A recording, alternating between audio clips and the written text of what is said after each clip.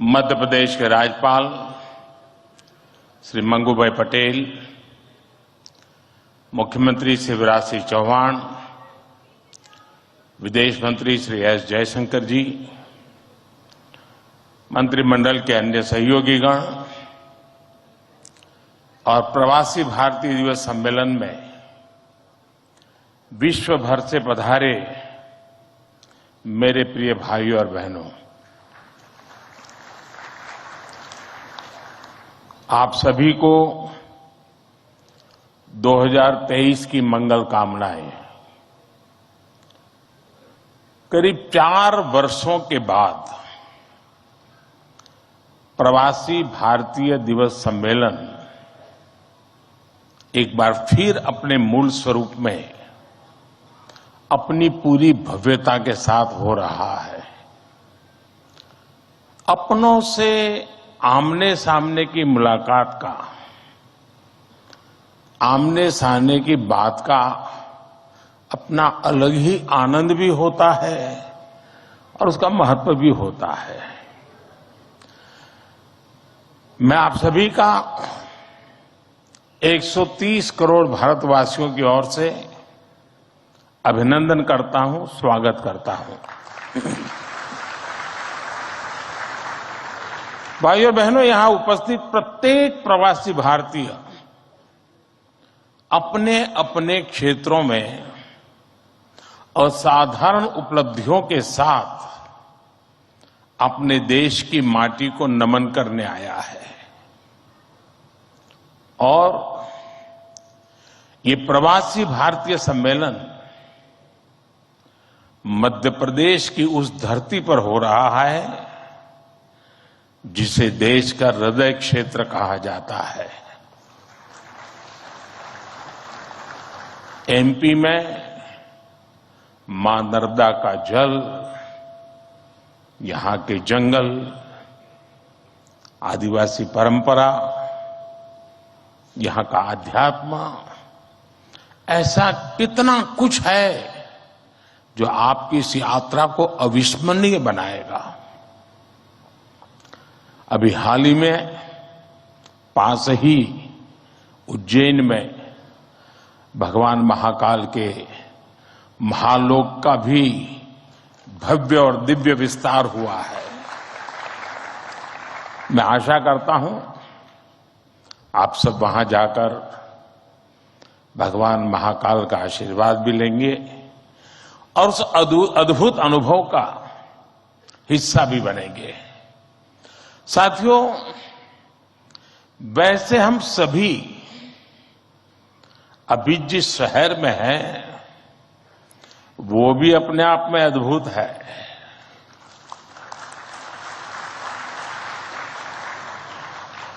लोग कहते हैं कि इंदौर एक शहर है,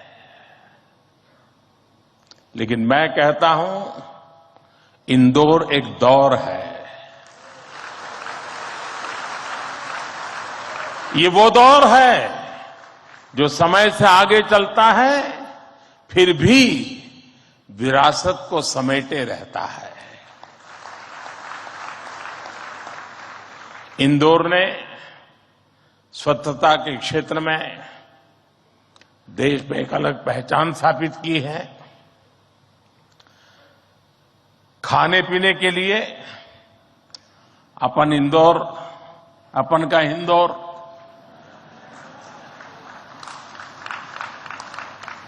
अपन का इंदौर देश ही नहीं पूरी दुनिया में लाजवाब है।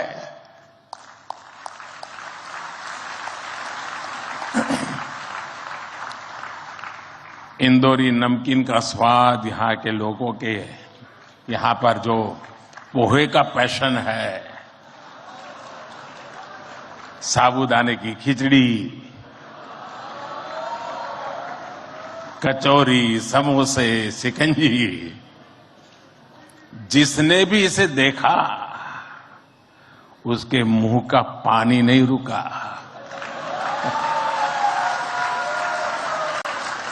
और जिसने इन्हें चखा उसने कहीं और मुड़कर नहीं देखा।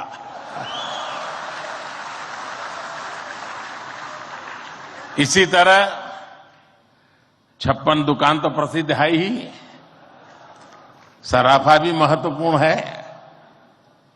यही वजह है कि कुछ लोग इंदौर को स्वच्छता के साथ साथ स्वाद की राजधानी भी कहते हैं। मुझे विश्वास है यहां के अनुभव आप खुद भी नहीं भूलेंगे और वापस जाकर दूसरों को यहां के बारे में बताना भी नहीं भूलेंगे। फ्रेंड्स, दिस प्रवासी भारतीय दिवस is special in many ways. We celebrated 75 years of India's independence just a few months ago. Our digital exhibition related to our freedom struggle has been organized here. It brings the glorious era in front of you again. Friends, the nation has entered the Amrit Kaal of the next 25 years. Our Pravasi Bharatiyas have significant place in this journey. India's unique global vision and its important role in the global order will be strengthened by you people. साथियों, हमारे यहां कहा जाता है स्वदेशो भुवन त्रयम, अर्थात हमारे लिए पूरा संसार ही हमारा स्वदेश है। मनुष्य मात्र ही हमारा बंधु बांधव है। इसी वैचारिक बुनियाद पर हमारे पूर्वजों ने भारत के सांस्कृतिक विस्तार को आकार दिया था। हम दुनिया के अलग अलग कोनों में गए। हमने सभ्यताओं के समागम की अनंत संभावनाओं को समझा। हमने सदियों पहले वैश्विक व्यापार की असाधारण परंपरा शुरू की थी। हम असीम लगने वाले समंदरों के पार गए। अलग अलग देशों, अलग अलग सभ्यताओं के बीच व्यावसायिक संबंध कैसे साझी समृद्धि के रास्ते खोल सकती हैं, भारत ने और भारतीयों ने करके दिखाया। आज अपने करोड़ों प्रवासी भारतीयों को जब हम ग्लोबल मैप पर देखते हैं तो कई तस्वीरें एक साथ उभरती हैं। दुनिया के इतने अलग अलग देशों में जब भारत के लोग एक कॉमन फैक्टर की तरह दिखते हैं तो वसुधैव कुटुंबकम की भावना उसके साक्षात दर्शन होते हैं। दुनिया के किसी एक देश में जब भारत के अलग अलग प्रांतों, अलग अलग क्षेत्रों के लोग मिलते हैं तो एक भारत श्रेष्ठ भारत का सुखद एहसास भी होता है। दुनिया के अलग अलग देशों में जब सबसे शांतिप्रिय, लोकतांत्रिक और अनुशासित नागरिकों की चर्चा होती है तो मदर ऑफ डेमोक्रेसी होने का भारतीय गौरव अनेक गुना बढ़ जाता है।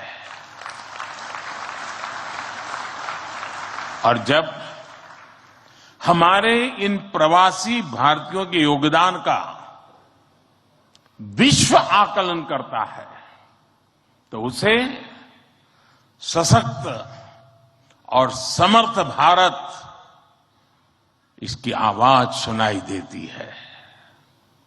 इसलिए ही तो मैं आप सभी को, सभी प्रवासी भारतीयों को विदेशी धरती पर भारत का राष्ट्रदूत, ब्रांड एम्बेसडर कहता हूं।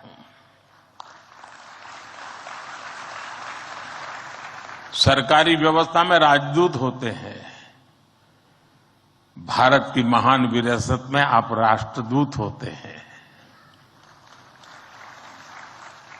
Friends, your role as India's brand ambassador is diverse. You are brand ambassadors of Make in India. You are brand ambassadors of yoga and Ayurveda. You are also brand ambassadors of India's cottage industries and handicrafts. At the same time, you are also brand ambassadors of India's millets. You would already know that 2023 has been declared by the United Nations as the International Year of Millets. I appeal to you to take some millets products with you while returning. You also have another important role to play in these rapidly changing times. You are the people who will address the world's desire to know more about India. Today, the whole world is waiting and watching India keenly with great interest and curiosity. It is important to understand why I am saying this. साथियों, पिछले कुछ वर्षों में भारत ने विकास की जो गति प्राप्त की है, जो उपलब्धियां हासिल की हैं, वो असाधारण है, अभूतपूर्व है। जब भारत कोविड महामारी के बीच कुछ महीनों में ही स्वदेशी वैक्सीन बना लेता है, जब भारत अपने नागरिकों को 220 करोड़ से ज्यादा वैक्सीन डोज मुफ्त लगाने का रिकॉर्ड बनाता है, जब वैश्विक अस्थिरता के बीच भी भारत विश्व की उभरती अर्थव्यवस्था बनता है, जब भारत विश्व की बड़ी इकोनॉमी से कॉम्पीट करता है, टॉप 5 इकोनॉमी में शामिल होता है, जब भारत दुनिया का तीसरा सबसे बड़ा स्टार्टअप इकोसिस्टम बनता है, जब मोबाइल मैन्युफैक्चरिंग जैसे क्षेत्रों में, इलेक्ट्रॉनिक मैन्युफैक्चरिंग के क्षेत्र में मेक इन इंडिया का डंका बजता है, जब भारत अपने दम पर Tejas fighter plane, aircraft carrier, INS Vikrant और अरिहंत जैसी न्यूक्लियर सबमरीन बनाता है, तो स्वाभाविक है दुनिया और दुनिया के लोगों में क्यूरियोसिटी होती है कि भारत क्या कर रहा है, कैसे कर रहा है। लोग जानना चाहते हैं कि भारत की स्पीड क्या है, स्केल क्या है, भारत का फ्यूचर क्या है। इसी तरह जब कैशलेस इकोनॉमी की बात होती है, फिनटेक की चर्चा होती है, तो दुनिया ये देखकर हैरात में है कि विश्व के 40% real time digital transaction Bharat में होते हैं। जब स्पेस के फ्यूचर की बात होती है, तो भारत की चर्चा स्पेस टेक्नोलॉजी के मोस्ट एडवांस देशों में होती है। भारत एक बार में 100 सैटेलाइट लॉन्च करने का रिकॉर्ड बना रहा है। सॉफ्टवेयर और डिजिटल टेक्नोलॉजी के क्षेत्र में हमारी ताकत दुनिया देख रही है। आप में से बहुत से लोग भी इसका बहुत बड़ा जरिया है। भारत का ये बढ़ता हुआ सामर्थ्य, भारत का ये दमखम, भारत की जड़ों से जुड़े हर व्यक्ति का सीना चौड़ा कर देता है। वैश्विक मंच पर आज भारत की आवाज, भारत का संदेश, भारत की कही बात एक अलग ही मायने रखती है। भारत की ये बढ़ती है ताकत आने वाले दिनों में और ज्यादा बढ़ने वाली है। और इसलिए भारत के प्रति जिज्ञासा, भारत के प्रति क्यूरियोसिटी भी और बढ़ेगी। और इसलिए विदेश में रहने वाले भारतीय मूल के लोगों की, प्रवासी भारतीयों की जिम्मेदारी भी बहुत बढ़ जाती है। आपके पास आज भारत के बारे में जितनी व्यापक जानकारी होगी, उतना ही आप दूसरों को भारत के बढ़ते सामर्थ्य के बारे में बता पाएंगे और तथ्यों के आधार पर बता पाएंगे। मेरा आग्रह है कि आपके पास कल्चरल और स्पिरिचुअल जानकारी के साथ साथ भारत की प्रगति की अपडेटेड इंफॉर्मेशन होनी चाहिए।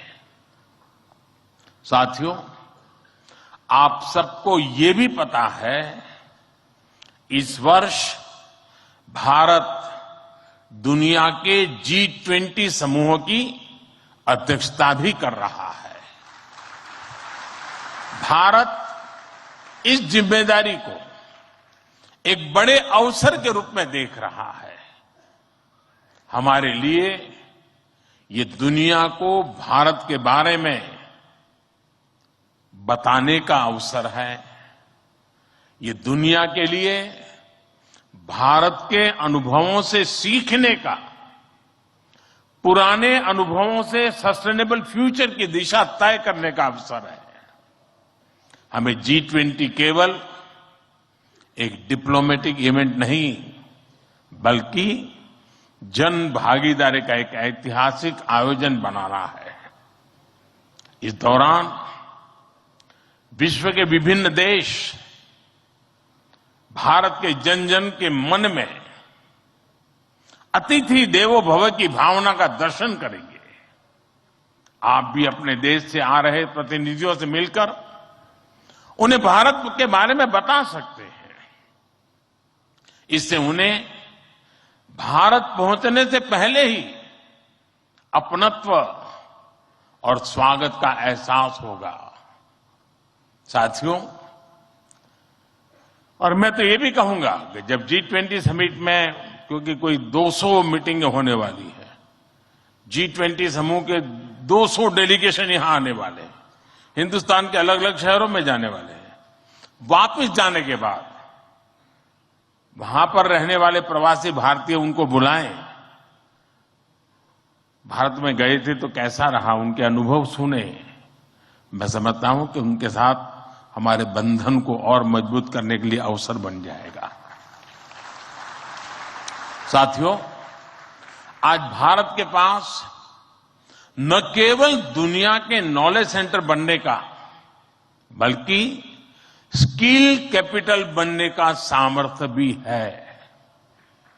आज भारत के पास सक्षम युवाओं की एक बड़ी तादाद है। हमारे युवाओं के पास स्किल भी है, वैल्यूज भी है और काम करने के लिए जरूरी जज्बा और ईमानदारी भी है। भारत की ये स्किल कैपिटल दुनिया के विकास का इंजन बन सकती है। भारत में उपस्थित युवाओं के साथ ही भारत की प्राथमिकता वो प्रवासी युवा भी हैं जो भारत से जुड़े हैं। हमारे नेक्स्ट जनरेशन युवा जो विदेश में जन्मे हैं, वहीं पले बड़े हैं, हम उन्हें भी अपने भारत को जानने समझने के लिए कई अवसर दे रहे हैं। नेक्स्ट जनरेशन प्रवासी युवाओं में भी भारत को लेकर उत्साह बढ़ता चला जा रहा है। वो अपने माता पिता के देश के बारे में जानना चाहते हैं, अपनी जड़ों से जुड़ना चाहते हैं। ये हम सब की जिम्मेदारी है कि हम युवाओं को न केवल देश के बारे में गहराई से बताएं, बल्कि उन्हें भारत दिखाएं भी। पारंपरिक बोध और आधुनिक नजर के साथ ये युवा फ्यूचर वर्ल्ड को भारत के बारे में कहीं ज्यादा प्रभावी ढंग से बता पाएंगे। जितनी युवाओं में जिज्ञासा बढ़ेगी, उतना ही भारत से जुड़ा पर्यटन बढ़ेगा, भारत से जुड़ी रिसर्च बढ़ेगी, भारत का गौरव बढ़ेगा। ये युवा भारत के विभिन्न पर्वों के दौरान, प्रसिद्ध मेलों के दौरान आ सकते हैं या फिर बुद्ध सर्किट, रामायण सर्किट का लाभ उठा सकते हैं। वो आजादी के अमृत महोत्सव के तहत हो रहे कार्यक्रमों में भी जुड़ सकते हैं। साथियों, मेरा एक और सुझाव है। कई देशों में भारत से प्रवासी कई सदियों से जाकर बसे हैं। भारतीय प्रवासियों ने वहां के राष्ट्र के निर्माण में अपने असाधारण योगदान दिए हैं। हमें इनकी लाइफ, उनके स्ट्रगल्स और उनके अचीवमेंट्स को डॉक्यूमेंट करना चाहिए। हमारे कई बुजुर्गों के पास उस जमाने की कई मेमोरीज होगी। मेरा आग्रह है कि यूनिवर्सिटी के माध्यम से हर देश में हमारे डायस्पोरा के हिस्ट्री पर ऑडियो, वीडियो या लिखित डॉक्यूमेंटेशन के प्रयास किए जाएं। साथियों, कोई भी राष्ट्र उसमें निष्ठा रखने वाले हर व्यक्ति के दिल में जीवित रहता है। यहां भारत से कोई व्यक्ति जब विदेश जाता है और उसे वहां एक भी भारतीय मूल का व्यक्तित्व या व्यक्ति मिल जाता है, तो उसे लगता है कि उसे पूरा भारत मिल गया। यानी आप जहां रहते हैं, भारत को अपने साथ रखते हैं। बीते 8 वर्षों में देश ने अपने डायस्पोरा को ताकत देने के लिए हर संभव प्रयास किया है। आज भारत का ये कमिटमेंट है कि आप दुनिया में कहीं भी रहेंगे, देश आपके हितों और अपेक्षाओं के लिए आपके साथ रहेगा। मैं गयाना के राष्ट्रपति जी और सूरीनाम के राष्ट्रपति जी का भी हृदय से आभार व्यक्त करता हूं, अभिनंदन करता हूं कि इस महत्वपूर्ण समारोह के लिए उन्होंने समय निकाला और उन्होंने जितनी बातें आज हमारे सामने रखी है, वे वाकई बहुत उपयोगी हैं। और मैं उनको विश्वास दिलाता हूं कि जिन सुझावों को उन्होंने रखा है, उस पर भारत जरूर खरा उतरेगा। मैं गयाना जी के राष्ट्रपति जी का भी बहुत आभारी हूं कि उन्होंने आज काफी पुरानी यादें साझा की, क्योंकि जब मैं गयाना गया तो मैं कुछ भी नहीं था, मुख्यमंत्री भी नहीं था, और तब का नाता उन्होंने याद करके निकाला। मैं उनका बहुत बहुत आभारी हूं। मैं फिर एक बार आप सभी प्रवासी भारतीय दिवस के लिए इस समारोह में आए, बीच के गैप के बाद मिलने का मौका मिला है। मेरी तरफ से आपको अनेक अनेक शुभकामनाएं हैं। बहुत लोगों से मिलना होगा, बहुत लोग चीजें जानने को मिलेगी, जिसे लेकर के, उन स्मृतियों को लेकर के फिर अपने कार्य क्षेत्र में लौटेंगे, अपने रिस्पेक्टिव कंट्री में जाएंगे। मुझे विश्वास है कि भारत के साथ जुड़ाव का एक नया युग शुरू होगा। मेरी आपको बहुत बहुत शुभकामनाएं। धन्यवाद।